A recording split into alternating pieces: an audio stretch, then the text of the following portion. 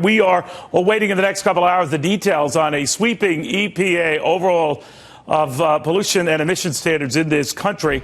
If this rings a bell, it should. It's happened before, but this is very, very sweeping to curtail emissions by at least 32% by the year 2030 and faster for some folks. Now, a lot of states are already complaining. We'll be hearing from Patrick Morrisey, the West Virginia Attorney General, says this is way overboard, but it is certainly tanking a lot of coal stocks that have, since this first came up, been tanking on the news that this is going to hit them further. Now, you might recall that a number of these coal industry CEOs have been saying, no mas, we give up. You're hammering us to nothing. And they think that is the administration's intent. Furthermore, there's a lot of anger right now at the president for ignoring what has been a Supreme Court directive.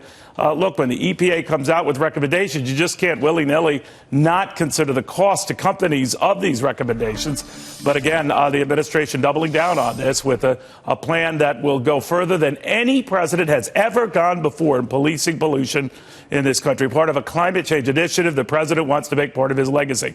Now to the aforementioned West Virginia Attorney General Patrick Morrisey. General, what do you think of this? Well, obviously the details are still coming out, but we think that this administration is pushing a radical and illegal proposal, and West Virginia and a whole coalition of states and many other entities, including miners and businesses, are getting prepared to sue. You know what I don't understand, General? When the Supreme Court slapped down the EPA in a recent decision saying, you have to consider the cost of whatever recommendations you have, and then I see something like this. Now, the cost to the industry, all of these affected industries, is going to be substantial. Just capital improvements and the like are going to be better than $100 billion next year. So has anyone thought of that here?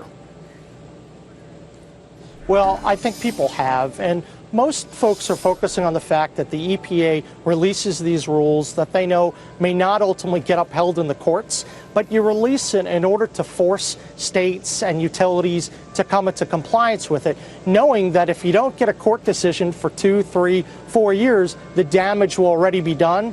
That's why I think the most important thing that we need to do right here, the states and all the interests that are going to be suing, we need to ask for an immediate stay on this rule so these issues could get litigated in the courts so we don't see a repeat of the recent Supreme Court case where the EPA effectively acknowledges that the damage is already done even though they lost. And I don't even know the pros and cons of this particular case, General, and I know that a lot of people are all for cleaning up the air and all for addressing climate change. Others dispute that. Yeah. What I do know is that even when you grant a stay, the history, at least lately, has been that this either administration ignores it or at best just kicks it down the road. And I think of how a court has twice now slapped down the administration's move to delay deportations. None of those deportations have resumed, to my knowledge. So I'm wondering that even if you were to succeed at a stay here, what would change?